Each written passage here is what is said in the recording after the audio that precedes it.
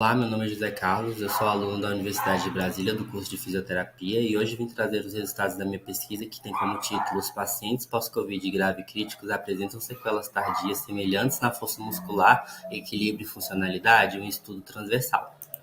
E aí, a partir disso, embora o primeiro órgão envolvido seja os pulmões pelo SARS-CoV, ele pode afetar outros órgãos, como o sistema nervoso central, devido ao seu neurotropismo específico. Pode causar danos ao sistema autônomo, causando desautonomia em pacientes da chamada síndrome longa, síndrome da Covid longa. Existem relatos na literatura de limitações funcionais e redução de força muscular, tontura e desequilíbrio, vêm sendo frequentemente relatadas pacientes pós-Covid. Então, portanto, o objetivo da pesquisa foi comparar o equilíbrio, força muscular de membros inferiores e a funcionalidade de pacientes com Covid longa que evoluíram com a forma grave e crítica da Covid-19, identificar possíveis correlações entre as avaliações e as informações clínicas. Portanto, a metodologia realizada no trabalho foi um estudo observacional do tipo transversal, foi aprovado, teve aprovação da Comissão Nacional de Ética e Pesquisa, o CONEP, e as coletas aconteceram no campus da UNB, Ceilândia. A amostra foi composta por 25 pessoas, separadas de acordo com a severidade da doença, 14 indivíduos que evoluíram com a forma grave e 11 indivíduos que evoluíram com a forma crítica da doença. Os critérios de inclusão foram esses, levando em consideração que todos os pacientes devem ter tido diagnóstico de infecção pela SARS-CoV.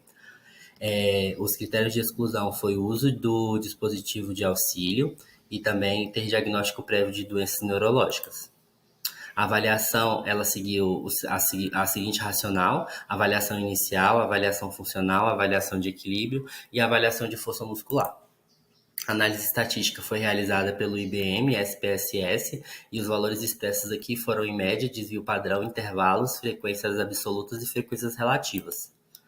Esses foram os resultados da nossa pesquisa, que mostrou que a nossa pesquisa foi composta basicamente por 13 homens e 12 mulheres, com idade média de 49 anos e IMC de 31.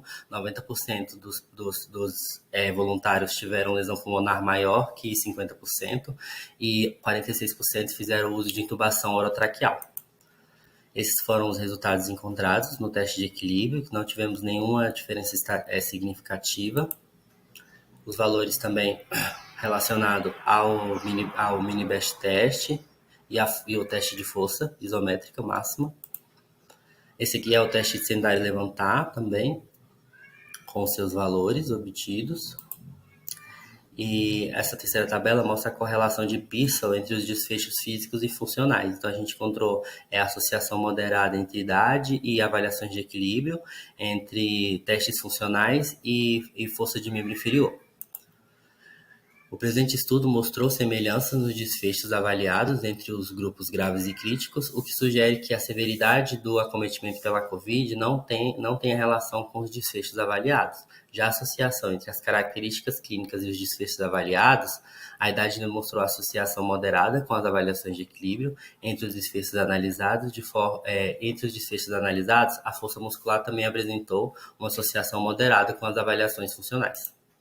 Quando comparado os resultados encontrados aqui nesse artigo, quando comparado com outros estudos que avaliaram pessoas saudáveis, a gente consegue identificar uma diferença bastante discrepante nesses valores, tanto nas avaliações de equilíbrio, como nas avaliações de força e nas avaliações funcionais.